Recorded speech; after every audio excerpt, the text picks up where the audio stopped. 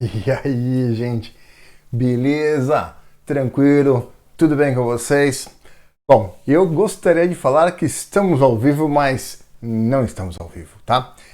Essa live aqui, eu fiz uma gravação, você está vendo gravada esta live neste momento que você está assistindo esta live, é porque eu estou com problemas de conexão e eu não consegui conectar, e aí eu já tinha deixado gravado para qualquer problema passar a gravação, tá? Então, se você está vendo esse vídeo aqui agora, é porque eu não consegui consertar a porcaria da conexão na internet. Beleza? Tudo bem.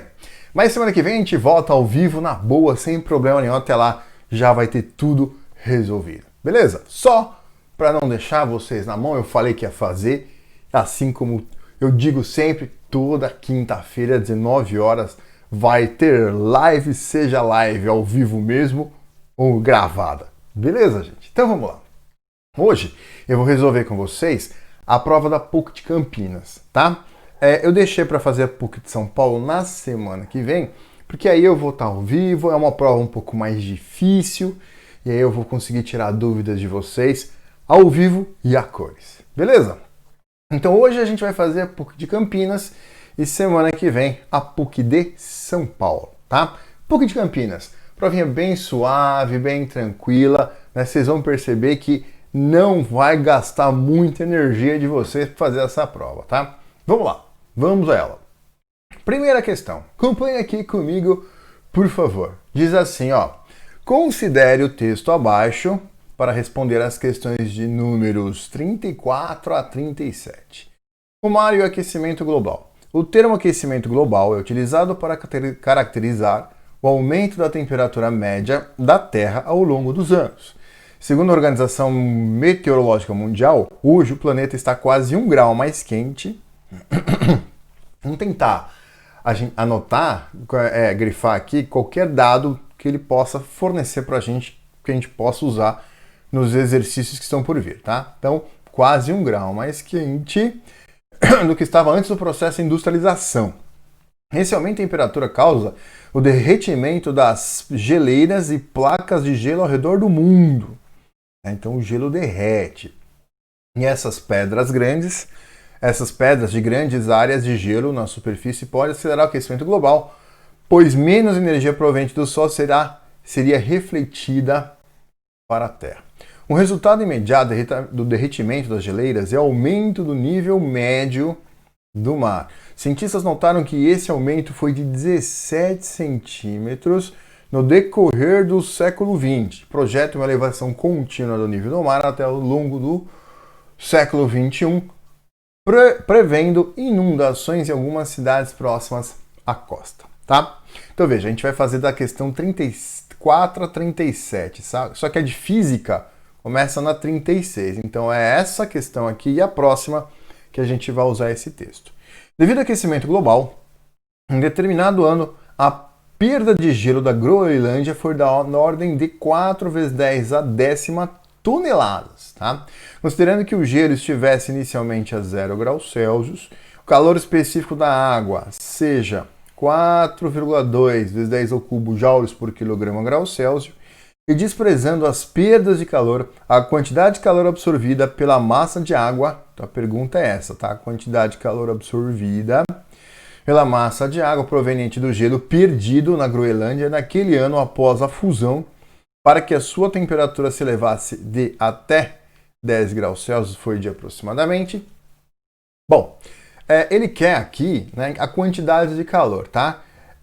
Desprezando a quantidade de calor absorvida pela massa de água proveniente do gelo perdido na Groenlândia naquele ano após a fusão, tá? Então a fusão não entra na nossa conta, é após a fusão. Mais um indício que a fusão não entra na nossa conta é que ele não deu o calor latente de fusão do gelo, tá certo? Só deu o calor específico da água. Então, na verdade, ele está pedindo para você calcular a quantidade de calor apenas para elevar essa massa aqui, ó, que antes era gelo, né? Virou água, essa massa de água aqui para aumentar 10 graus Celsius na sua temperatura, tá? Bom, variação de temperatura, a gente usa que macete, né? Então vamos lá, Q igual a MC delta θ. Aí, gente, a massa que nós vamos colocar aqui é a massa de água, né? Então a gente tinha 4 vezes 10 a décima toneladas, né, de gelo que fundiram e viraram água. Então qual é a massa de água? Quando a substância muda de estado, a massa se mantém. Então a massa é a mesma, tá? Então essa massa de gelo, 4 vezes 10 a décima, vai ser a mesma massa de água, tá? 4 vezes 10 a décima. Aí, preste atenção no seguinte, ó. Sempre muito cuidado com unidades na prova de física. Ele está nos dando o calor específico da água em joules por quilograma grau Celsius. Significa dizer que a variação de temperatura tem que estar em Celsius, a massa em quilogramas, para acharmos a energia em joules, tá? Aqui a massa está em toneladas, certo? Uma tonelada é 10 ao cubo quilogramas. Uma tonelada, 1000 quilos, tá? Então, como o calor específico está em joules por quilograma grau Celsius, eu tenho que colocar a massa em quilograma. Uma tonelada, 1000 quilogramas. Então, 4 vezes 10 a décima toneladas é 4 vezes 10 a décima vezes 1000 quilogramas, tá? Então, eu vou multiplicar por 1000, 10 a terceira aqui, para passar essa massa para quilograma.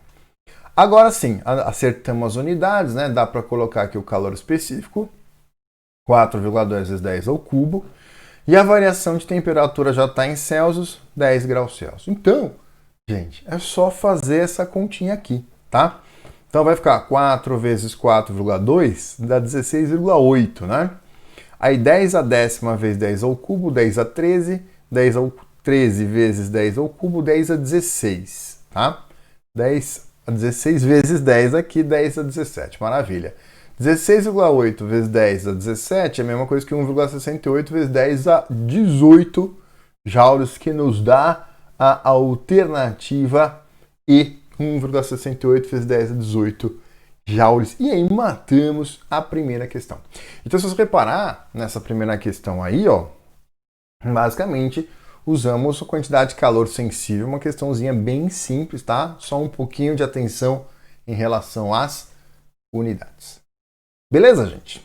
Vamos então para a próxima questão, né, que é a questão número 37, que a gente ainda vai usar esse texto aqui, tá? Ó, ele falou aqui, ó, os cientistas notaram que o aumento foi de 17 centímetros decorrer. Então, o nível do mar aumentou 17 centímetros, tá? A gente vai usar essa informação na próxima questão. Vamos lá. Vamos ler aqui. A elevação do nível do mar causa o aumento da pressão no fundo do oceano. Considerando uma região em que as águas oceânicas estejam em repouso, tá? Então é a hidrostática que a gente vai usar aqui, é que a aceleração gravitacional é 10 metros por segundo ao quadrado, que a densidade da água do mar seja 1,03 gramas por centímetro cúbico, o aumento da pressão hidrostática no fundo do oceano causado pela elevação do nível do mar, ocorrida no século XX, né? Nessa região foi de aproximadamente... Bom, então, a gente viu no texto introdutório, né, que a elevação foi de 17 centímetros, tá? Então, este delta H aqui, ó, foi de 17 centímetros, tá? Aí eu já vou passar para metro, 17 centímetros, 17 vezes 10 a menos 2 metros. Outro detalhe importante, né? Aqui eu coloquei a variação da altura em metros, aqui a aceleração da gravidade está em metros por segundo ao quadrado, que é também sistema internacional. E aí a gente vai ter que colocar a densidade no sistema internacional. Vamos lembrar, como é que a gente calcula a densidade? É massa por volume. Massa no sistema internacional, quilograma. E volume? Não é litro, não é litro. Como é que é comprimento no sistema internacional? É metro, né? Se comprimento é metro, então área é metro quadrado e, portanto, volume é metro cúbico, tá? Então, a massa em quilograma, volume em metro cúbico. E aí, como é que faz para converter de grama por centímetro cúbico para quilograma por metro cúbico? Tem que lembrar disso, tá? De gramas por centímetro cúbico para quilograma por metro cúbico, tu multiplica por 1000. Multiplica por 1000, tá? Então vamos lembrar dessa conversãozinha aí.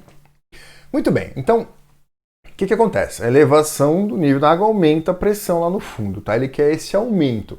Esse aumento é devido ao aumento da coluna de água, que é os 17 centímetros, tá?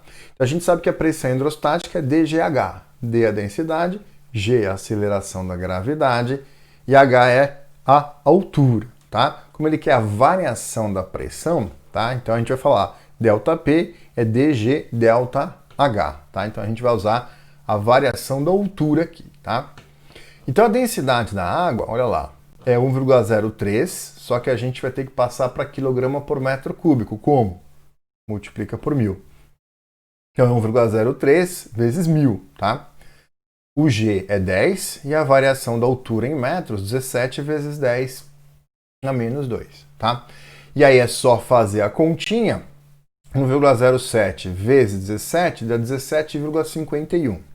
Aqui eu tenho 10 ao cubo, vezes 10 à primeira, que dá 10 à quarta, vezes 10 a menos 2, dá 10 ao quadrado, tá? 17,51 vezes 10 ao quadrado, as alternativas é 1, alguma coisa. Então isso aqui é 1,751 vezes 10 ao cubo, tá? Aí estava no sistema internacional, então a gente acha a pressão, a variação da pressão em newtons por metro quadrado ou pascal, que é exatamente a mesma unidade. Então 1,751 vezes 10 ao cubo, 1,75 vezes 10 ao cubo é a alternativa C, o valor aproximado, né? Ele falou aqui aproximadamente. Beleza, gente? Estão acompanhando aí? Tranquilo? Ó, vai colocando aí nos comentários as dúvidas que vocês têm, tá? E depois eu respondo. Eu vou lá responder todas as dúvidas que aparecerem. Bota aí no comentário, né? Se você tiver alguma duvidazinha, pode colocar que depois eu respondo sim, a menor sombra de dúvida. Tudo bem? Então uma questãozinha simples, né? Uma questãozinha de hidrostática. Veja, a primeira questão foi só aplicação de uma fórmula, que macete. Tá? Essa segunda questão aqui também só aplicação da pressão hidrostática na dGH. Tá? Então, muito simples. De novo, sempre cuidado com as unidades. Próxima questãozinha, questão número 38. Vamos lá. Acompanha comigo, vamos marcar aqui, ó. Um pêndulo oscila entre os pontos B e C. É um pêndulo. E que estão a uma altura H acima do ponto A, o mais baixo da trajetória, tá? Então aqui o ponto B, o ponto C, então uma altura H acima do ponto A. Muito bem. Sabe-se que a energia potencial gravitacional do pêndulo é nula no ponto A. Então o cara está falando para você, energia potencial gravitacional é nula no ponto A. Então ele está nos dizendo que energia potencial, quando o pêndulo passar por aqui, energia potencial gravitacional em A é zero, tá? Ou seja, de uma outra forma ele está nos dizendo que esse nível aqui, essa horizontal, é o nosso nível de referência, tá? Então ele está adotando essa horizontal aqui como a altura zero na energia potencial gravitacional nula, tá? Aí ele segue, vamos lá. Muito bem. E sua energia cinética é nula nos pontos B e C. Então, nos pontos B e C, o corpinho para, né? Se a energia cinética é nula, né? Se a energia cinética é nula aqui, ele para aqui e aqui ele para aqui. Ou seja, esses pontos aqui são os pontos de altura máxima, tá? Então, não precisamos nem anotar isso. Só vamos grifar em B e C. Energia cinética é nula. Considerando que o fio seja inextensível de massa desprezível, no instante que a energia cinética do pêndulo for igual à sua energia potencial, a massa do pêndulo tem velocidade igual a... Então veja, a pergunta do exercício é a velocidade do pêndulo quando a energia cinética for igual a potencial, tá? Muito bem. Então eu vou fazer o seguinte. Eu vou desenhar aqui o pêndulo numa posição aqui em que ocorre essa situação, que a energia cinética é igual a energia potencial. Não é no ponto A, porque aqui a potencial é zero. Não é em B nem em C, porque ali a cinética é zero. Tá? Então, para a cinética ser igual a potencial, né? Tem que ser num ponto intermediário aqui, tá? Então eu vou colocar aqui, ó, um pontinho D. Nesse ponto D, né, a energia cinética e a potencial são iguais, tá? Bom, o que eu vou fazer? Energia mecânica em B é igual a energia mecânica em D, né? Por que eu vou usar a conservação de energia mecânica? Porque o sistema é conservativo, tá? O que é um sistema conservativo, só para você se lembrar? Sistema conservativo é quando só tenho forças conservativas, ou se eu não tiver só forças conservativas, a força não conservativa tem trabalho nulo, tá? Aqui eu tenho uma força conservativa que é a força peso, tá? E a outra força que está atuando no pêndulo é a tração, beleza? Eu vou ter aqui, ó, vou até fazer o desenho aqui para vocês, ó. Nós temos aqui o peso, né? O peso vertical para baixo, né? E a força de tração. A força de tração aqui, ó, em violeta. Aqui está a força de tração. Certo? A força de tração, ela é sempre perpendicular à trajetória. Se eu desenhar uma reta tangente aqui, ó, a força de tração está sempre perpendicular. Ela não realiza trabalho, o trabalho dela é nulo, tá? Então, se o trabalho da força de tração, que é uma força não conservativa, tem trabalho nulo, e a outra força é uma força conservativa, que é a força peso, tá? Então o sistema é conservativo e a energia mecânica se conserva. Então a energia mecânica em B é igual a energia mecânica em D. Quem que tem em B? Qual a energia que a gente tem em B? Lembra que energia mecânica, se a lembra aí, ó, energia mecânica é a energia cinética mais energia potencial, tá? Então energia mecânica é a cinética mais a potencial, tá? Nesse ponto B aqui não tem cinética. Ele falou que nesse cinética é zero, só tem a potencial gravitacional, tá? Então a energia mecânica, que é a cinética mais a potencial, como a cinética é zero, sobrou só a potencial, tá? Então ele tem energia potencial gravitacional em B. E no ponto D, eu vou ter altura em relação ao nível de referência, então eu tenho energia potencial gravitacional, e o corpinho vai passar com uma certa velocidade ali pelo ponto D, vai ter cinética, vai ter as duas, tá? Então, vai ter a potencial mais a cinética no ponto D. Acontece, meus queridos, que ele falou, né? E nesse ponto D, a energia cinética do pêndulo é igual a potencial gravitacional, tá? Então é isso aqui, ó, esse dado que está me dando. A energia potencial no ponto D é igual a cinética é igual a potencial. Aí eu vou perguntar assim para vocês, né? O que ele está nos questionando? Ele está perguntando a velocidade. E se ele está perguntando a velocidade está embutida onde? Dentro da energia cinética, tá? Então eu tenho que ter energia cinética aqui na minha equação para poder achar a velocidade, tá? Então o que eu vou fazer? Já que a potencial é igual a cinética é igual a potencial, o que eu vou fazer? Esse cara aqui, essa potencial, eu vou substituir pela energia cinética em D. Tá? Não é igual? É igual, tá? Eu vou substituir esse cara pela cinética, porque aí depois eu vou abrir a cinética e dentro dela está a velocidade, que é a pergunta. Se ele tivesse perguntado em que altura a potencial é igual à cinética, eu abriria essa cinética aqui, no lugar da cinética eu colocaria potencial, tá? Porque dentro da potencial tem altura e eu acharia a altura em que isso ocorre. Mas não foi essa a pergunta do exercício, tá certo? Eu vou, no lugar da potencial, eu vou abrir a cinética. Elas são iguais, né? Então, no lugar da potencial, eu vou abrir a cinética. Então, vai ficar energia potencial do ponto B, que é mg vezes esse h aqui, igual a potencial em D, que é igual a cinética, mais a cinética. Então, é duas vezes a cinética, tá? É duas vezes a cinética, e a cinética é mv² sobre 2, e essa velocidade em D que eu quero achar. Olha que gostoso, cancela esse 2 com esse 2, essa massa com essa massa, então a velocidade em D é raiz quadrada de GH, que dá a alternativa B. E essa é a resposta do exercício. Beleza, gente? Tranquilo? Estão acompanhando aí? Beleza?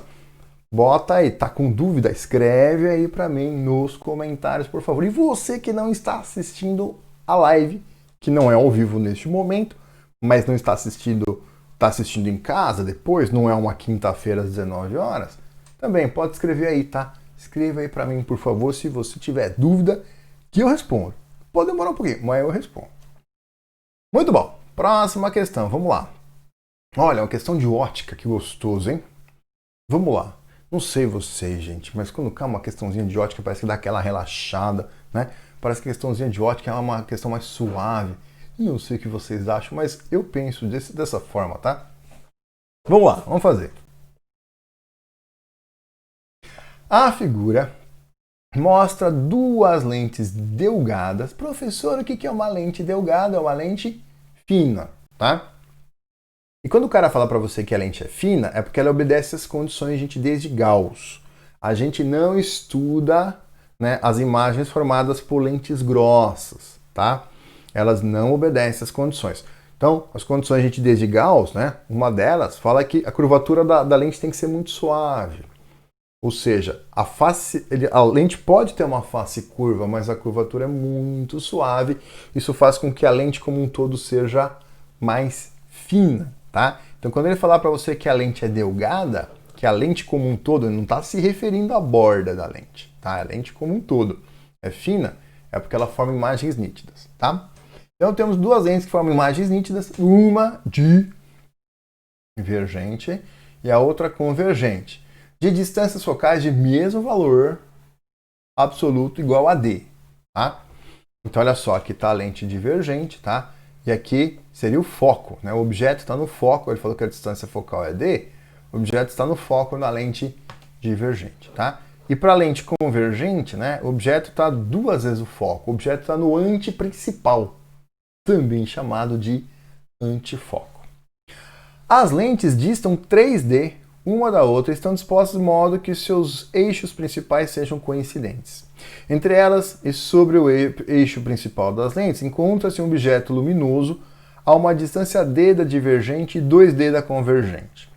Considerando as regiões 1 à esquerda da lente divergente, 2 entre as lentes e 3 à direita da convergente, indicadas na figura, é correto afirmar que as imagens desse objeto conjugadas pela lente divergente e pela lente convergente estão localizadas, respectivamente, nas regiões. Então vamos lá.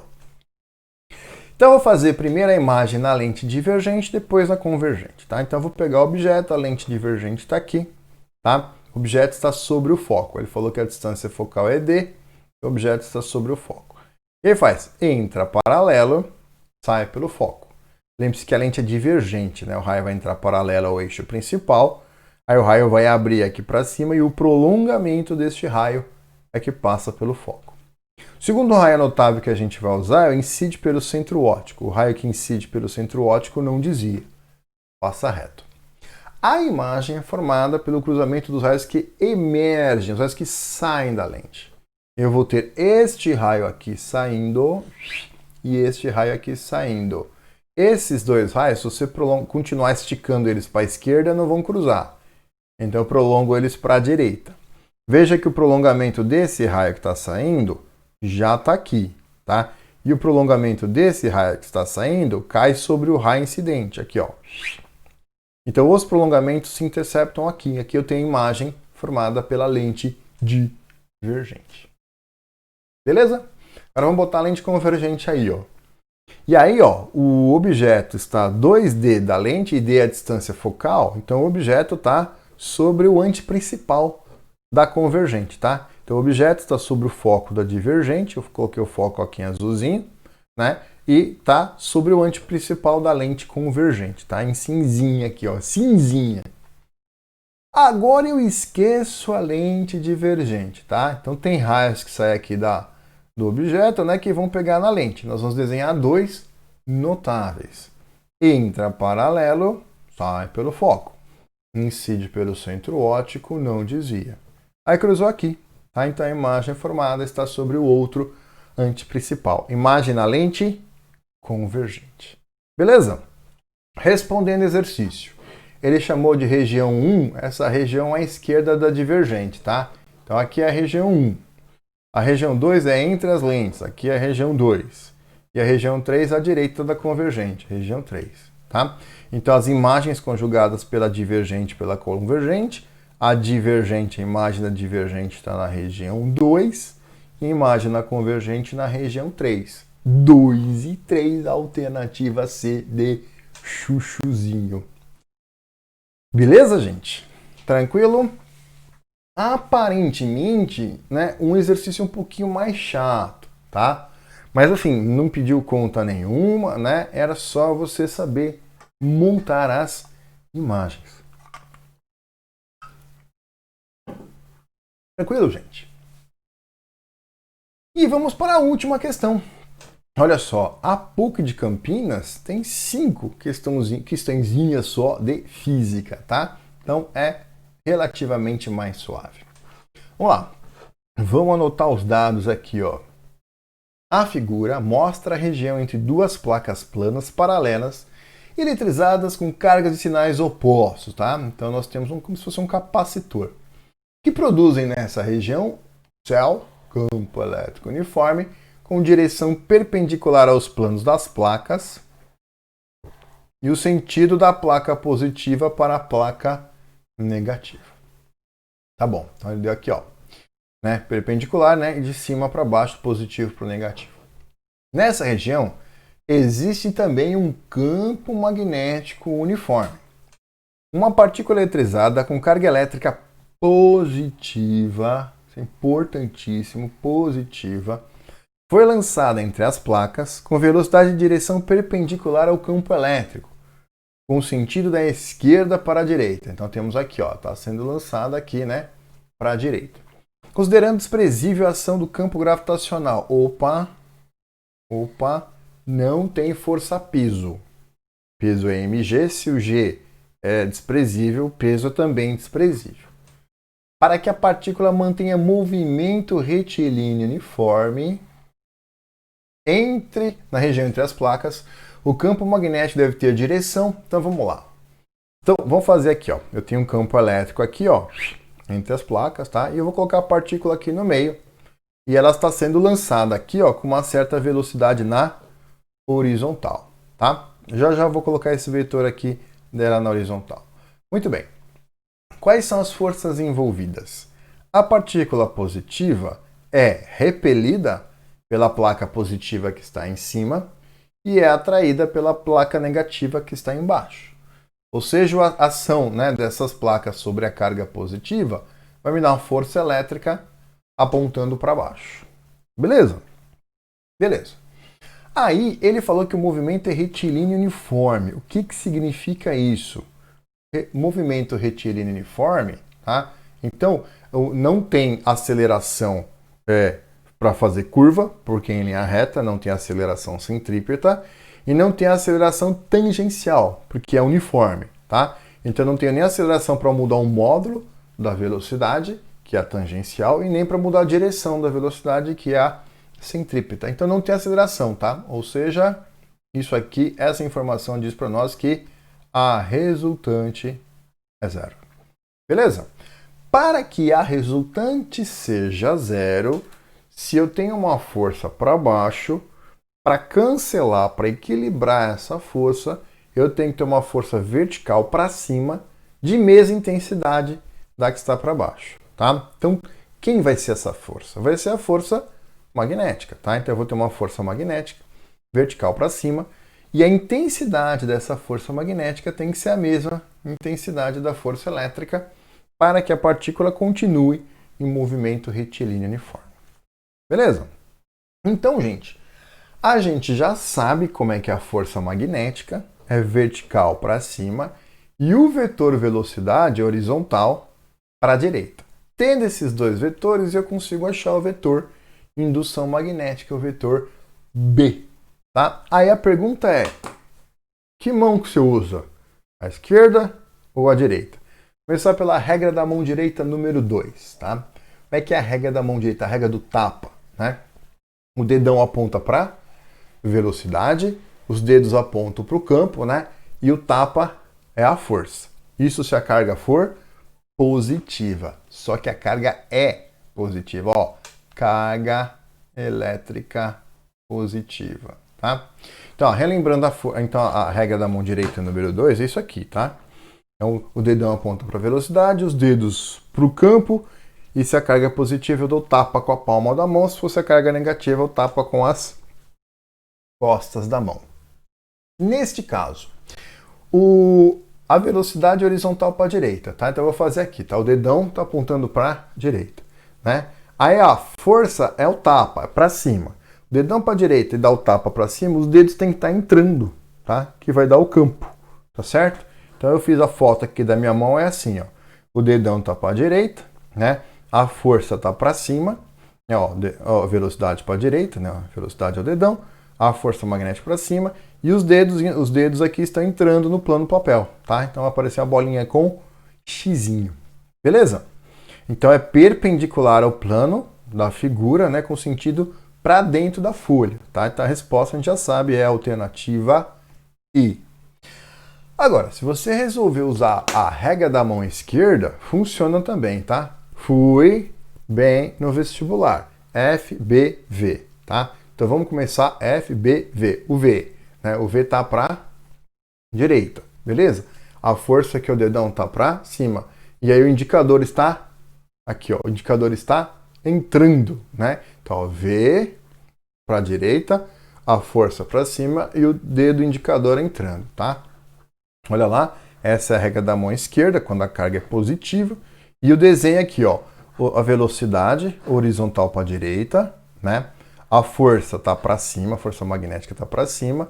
E o dedo indicador está entrando, né? Dizendo para mim que o campo magnético está entrando, tá? Então, se você usar a regra da mão esquerda ou a regra da mão direita número 2, tá? Por que número direita número 2? Porque tem a mão direita número 1 para achar o campo magnético, tá? Para força é a regra da mão direita número 2.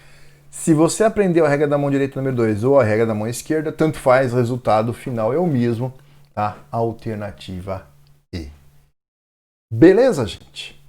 Matamos, liquidamos a prova, tá? Dificuldade da prova.